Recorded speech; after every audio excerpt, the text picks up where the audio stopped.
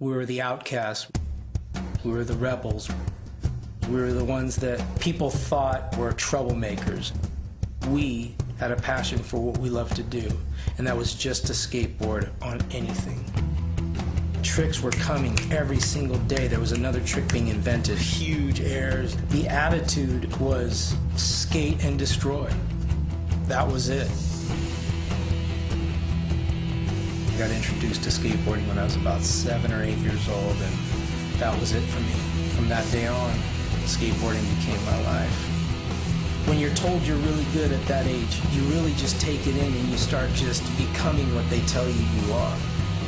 And that's what I became. I became, just like my idols. I was smoking weed. I was doing acid. This is like 10 years old smoking weed, 12 years old doing acid, 13 and 14 years old starting to do cocaine. I was living in Hollywood. I was VIP everywhere I went. I was the youngest kid at the clubs.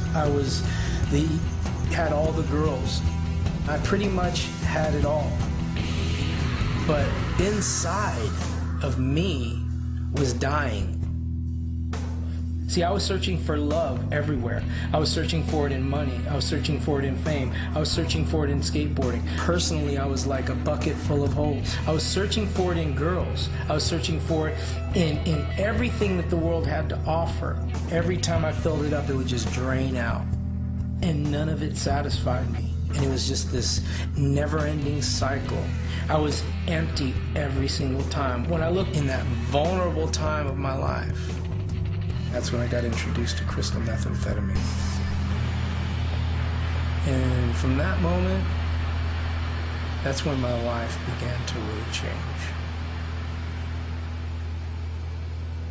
Going around the mountain. Ice, speed, tweak. From 1995, all the way to 2000, January 2000, I did crystal meth every single day, all day, going around the mountain. Crank, whatever you want to call it. I smoked it, I snorted it, I shot it. Let's party one more time. I ate it. Any way possible, I did it one more time. Basically, if you want to say, I was just trying to destroy myself.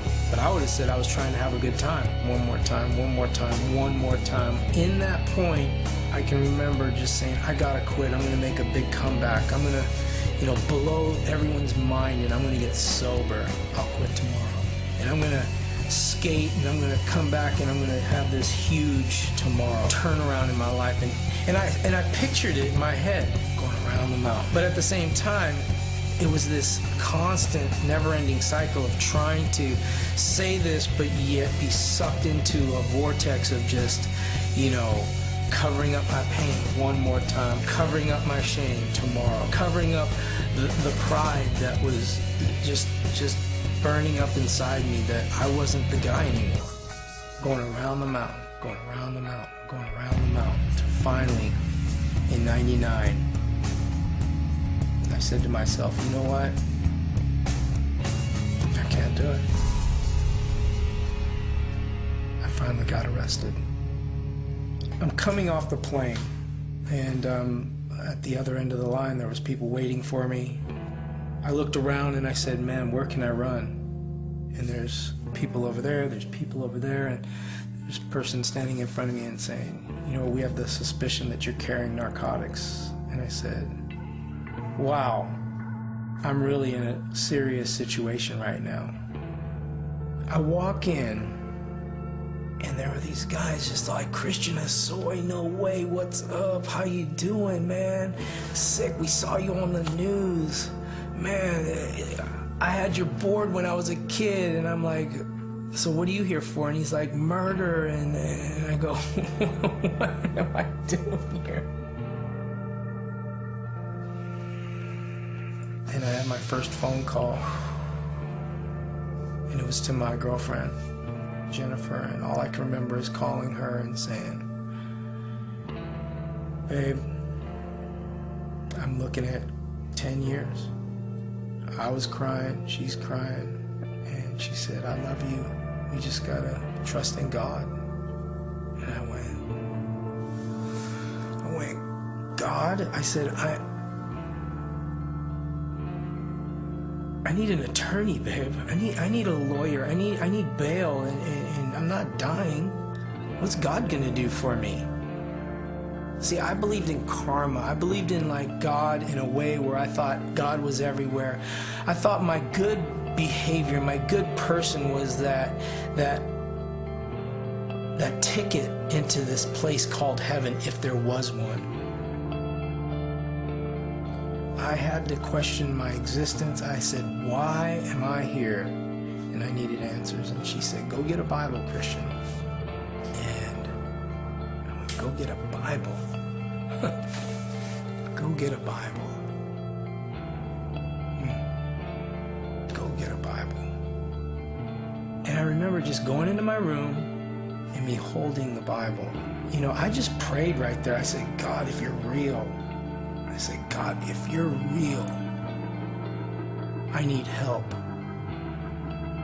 You know, I opened it up and I started at Genesis, and it was like, this is like a Star Trek movie, and I just said, no, I'm not going to start there, and I opened it up to the end, and it said Revelation. I never had a revelation yet, and I turned to John. I was like, who's John? And then I went to Psalms. I was like, what's Psalms? And what's Proverbs? I was like, those are weird names of books. And then I got to Kings. And when I got to Kings, I said, now this would be interesting. I'm going to start here. And I believe it's the second chapter. It was King David telling his son Solomon that if he would follow the Lord all of his days, that he will be blessed. And for me, I just immediately, it was like the scales fell off my eyes. And I knew why I was where I was at. I knew that I was created for a purpose, that it was to know God, follow God, live for God, and love God. And it all started when I just opened up the Bible and read it.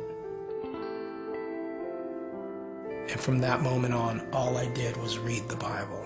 All I did was want to know God. All I did was pray. And in the next 2 to 3 weeks, I gave my life to the Lord, me and my wife, over the phone, county jail, San Bernardino. And with my uncle, he said, do you want to give your life to Jesus? And I said, yes, I do. I didn't know what came with that. I just knew I wanted to do it. And it was like all of a sudden I just cried my eyes out, and it was like all the guilt, all the pain, all the hurt, all the shame just fell off my shoulders, and I was like sitting there knowing that I was moving into a whole new realm, and it was living for Jesus, and I came alive. And I started just getting so like excited about life that people were like, what's wrong with you? And I was like, I'm free. And they were like, you must have bumped your head, Christian, because look at those bars right here. You're in prison. And I said, no. I said, I was in prison my whole life, living in sin and death, to coming into a prison cell and accepting Jesus into my life and saying, I make you my Lord and my Savior. And in that place, I became a free man. It was like all of a sudden I went to prison and got free. And my objective was to love people. My objective was to pray for people. My objective in there was to be changed. Because I knew one day that I was going to be released. And I knew I'd be sitting right here telling you my story about how God has changed my life because I said, come in and be my Lord and Savior.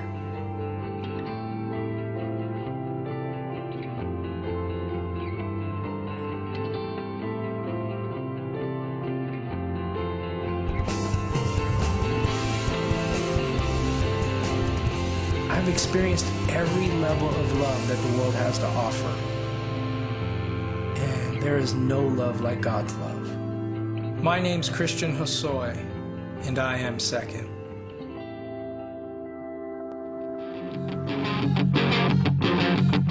Yeah.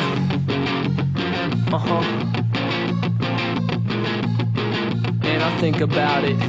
I made the jump in 2000 to see if I could climb up this mountain. Every day seems like 1,000. Even if I'm hit, I keep bouncing. I don't like it, but it don't faze me. I could complain, but I keep playing. The game's crazy.